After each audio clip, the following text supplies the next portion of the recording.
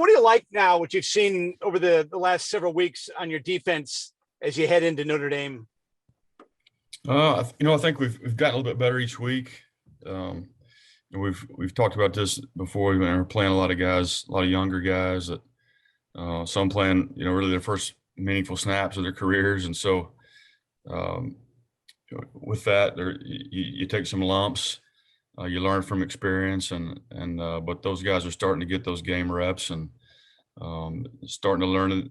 Obviously, every week they're more and more comfortable with what we're doing with our system schematically, starting to understand the big picture type things, and also getting better, fundamentally what we're asking them to do, and so just a different level of comfort for those guys, I think. And I think I said this last week, the better those guys get, the better we're going to get, obviously, as a unit.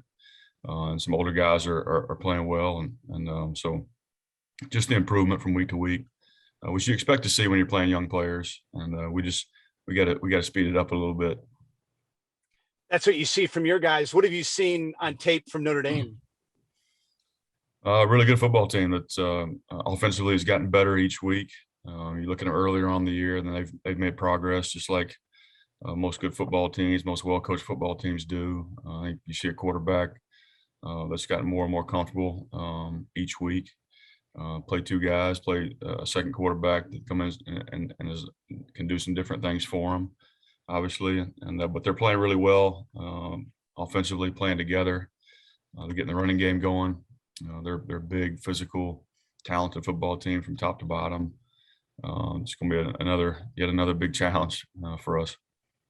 These upper echelon, nationally ranked teams, these programs that are there each and every year, is one of the biggest differences both the combination of the size and the speed that kind of separates them from the next tier of teams? Yeah, I think so. I think we played Notre Dame out there 2 years ago, and I knew they were good on film, but when you get out there and you see them in person, and then you realize not only are they really big, but they're really fast as well, and you see those you see that on tape. But yeah, that's certainly the difference. I think the interior, the defensive line, offensive line is where the biggest difference in those teams are, just from a size perspective. You hear Coach Kelly talking about Diego and the great season he's had. We kind of get spoiled because we see him every game, but I mean, his level of play, it's amazing that what he has done and what he continues to do.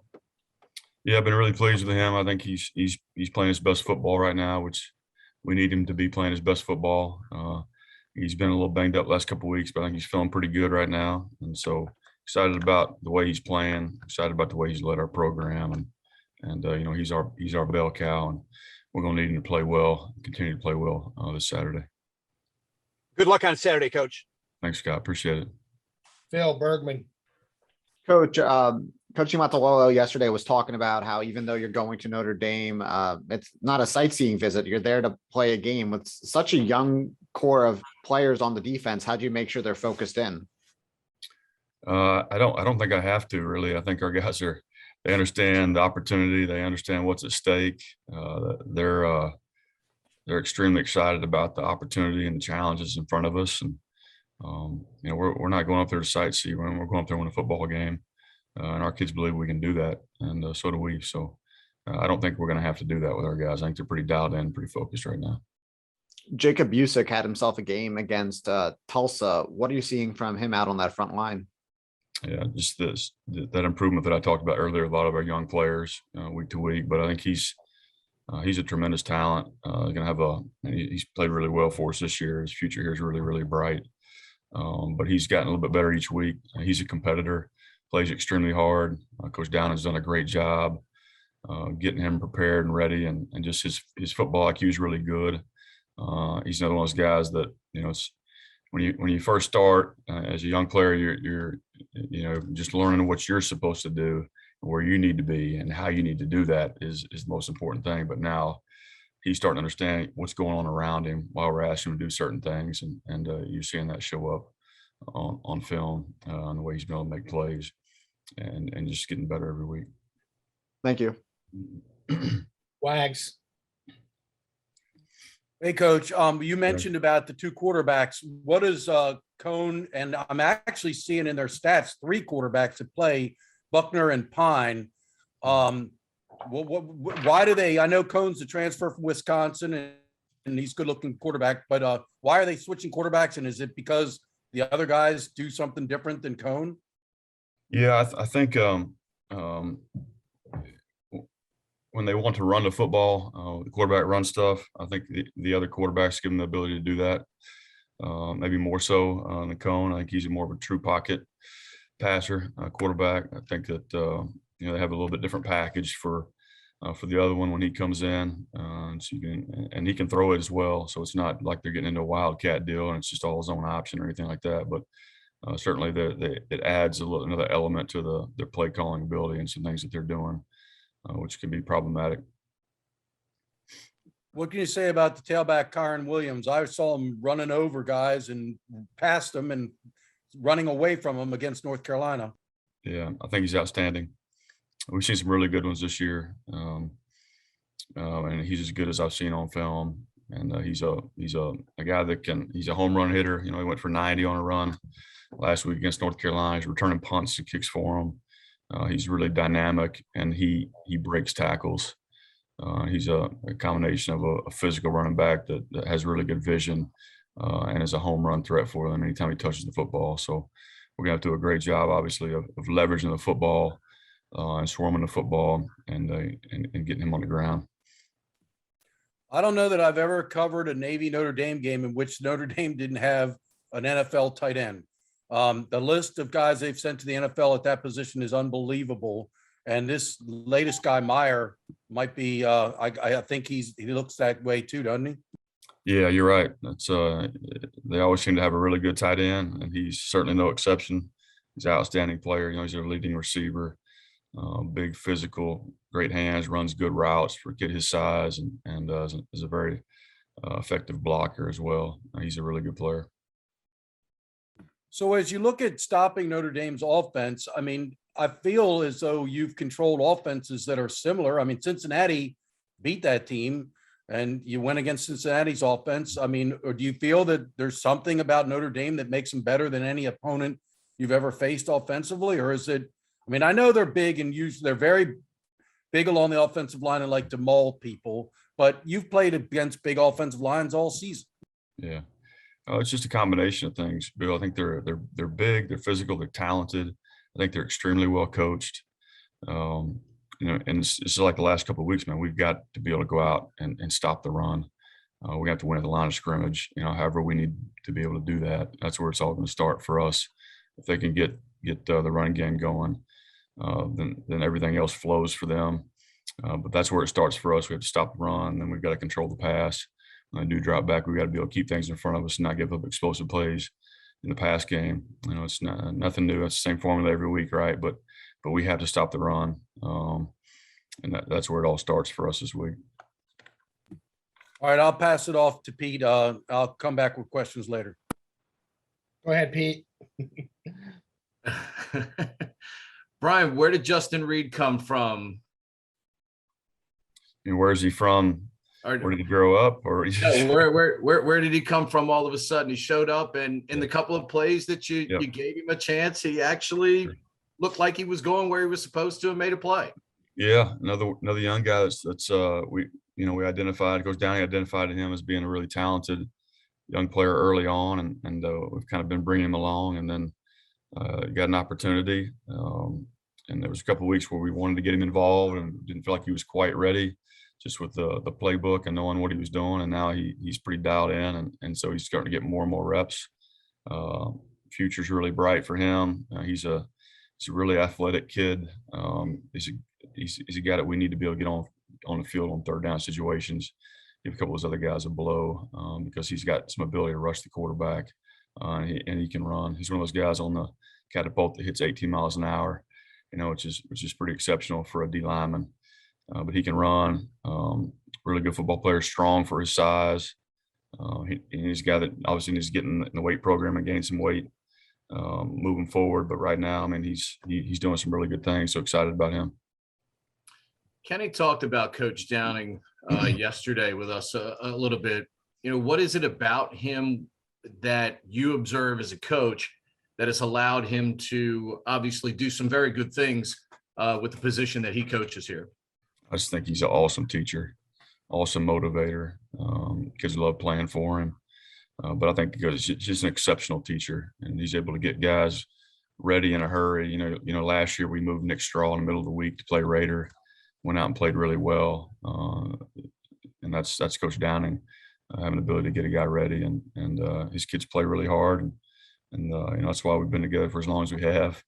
I think the world of him, you know, as a person, but he's a fantastic coach. We were talking about, obviously, Notre Dame's tight ends. What is it about the way that they use them that allows them to be so effective? Because it's got to be something within the philosophy that they stress, because those guys have not only been great compliments, but in many cases, they've been strong focal points of what Notre Dame's offense has done. Sure. I think when you have a tight end that size, that's that athletic and talented, you can do a lot of things with him. You know, they get into, he's on the field, they can get into 10 personnel sets, you know, 2x2, 3x1, empty, runs really good routes, has good hands. He's a big target to defend, and they move him around different places on the field to get him the football, use him as a blocker effectively on the perimeter, throw it to him on the perimeter, attach him to the formation, and use him in the run game. So it just allows them to be able to get into a lot of different things, give you a lot of different pictures, which is always challenging. You know, and that's where college football has evolved, you know, in the last several years, is that you take the tight end and you get into a lot of different things with him. You can put him in the backfield as a running back, an extra blocker. You can attach him to the O-line, or you can spread him out. And he's got the ability to do all those things, which makes it a real challenge. I know your safeties are as green as grass still, but to have two pieces on the wings there with Jamal and Mikey, how much does that help as they continue to learn and as you try to feed them, obviously, a little bit more and more in that back end there? A ton. It's always great to have two guys that have a lot of experience out there. They know there's a premium on the communication piece of it, and our young safeties have gotten better at that as well. But it certainly helps to have those guys out on the perimeter. I think that those safeties have a level of comfortability with Mikey and Jamal being out there, and the communication has gotten better. And so yeah, it's to have two seniors out there at corner in our system is huge, especially with the issues we've had with injuries and depth at safety. To have those guys out there is awesome for us. Final one for me, is Rayon making as fast a progress as it looks like, at least over the last couple of weeks, as you've had to use him even more? Yes. I'm really, really pleased with him right now. He's really talented. I told you guys at the beginning of the year, he's the most talented guy in the room, in the safety room. And you can see his growth almost practice to practice, week to week. He's hungry for knowledge. Everything that I'm coaching him to do, you know, you see it, the changes during the course of practice from one day to the next. He's in here watching film at night. He's texting me questions about, you know, what we're playing in certain formations, things like that. So it's really important to him. Kid loves football. He plays with a passion and energy that I love. You know, you see him out there getting fired up and flying around, making plays, and he's only going to get better and better. As he's I still feel like he's really green back there, but he over the last couple of weeks just really, really improved, and his ceiling is really, really high. So we're really excited about him, what he's done, and where he's heading. First on Kevin Brennan, every time I look over and see him, it seems like he's really coaching up the guys. Just from a mentor standpoint, what have you been seeing from him out there? Same thing I saw from him when he wasn't injured. You know, just he's a great leader, and he's always trying to make the guys around him better. And you know, some guys get injured and they're not as involved anymore, and they kind of go about doing their own thing. But the program is really important to him. You know, he's got great relationships with our players, and so he wants to contribute in any way that he can. And I've told you guys before, I mean, he's like a coach on the field, so it's a big benefit to me to have him around in meetings and on the field. Those young guys will ask him questions just as fast as they'll ask me questions. So it's great to have him around. He's doing an awesome job, making the best of his situation. And then lastly, for me, just looking at Notre Dame's depth chart outside their right guard, their entire offensive line's over 6'4" without giving away trade secrets. How'd you prepare against guys that are so big? Yeah, well, it's not unusual for us to see that. You know, if you look at the last 2 weeks, I mean, it's the same deal. Really, the last 3 weeks, and so you just, you know, we're a little undersized up front, but our kids battle, and that's when you really got to preach the effort piece and the fundamentals and the pad level and tight hands and all those things. And so it seems like that's the case every week, just about. They may be a little bit bigger than some, but you know, our guys are excited and up for the challenge, I think. So Coach Reed, you said he was brought in for pass rush situations, but I don't think you were taking Busick off the field at end. So where were you lining him up exactly? He did come in for Busick in our nickel stuff, played some snaps, and he will play some D tackle for us moving forward and nickel, you know, third down type situations. So ideally, you know, in some of those third down situations, we actually like to get him and Busick on the field at the same time, so it'd be opposite of each other. Have you done that? Not yet. We're working on it. Okay. But to give DeAndre Williams a blow, Jarius Warren, who's been pretty banged up, to give him a blow on some of those third downs, get those guys off the field and get a fresh body on, would help us generate some pass rush.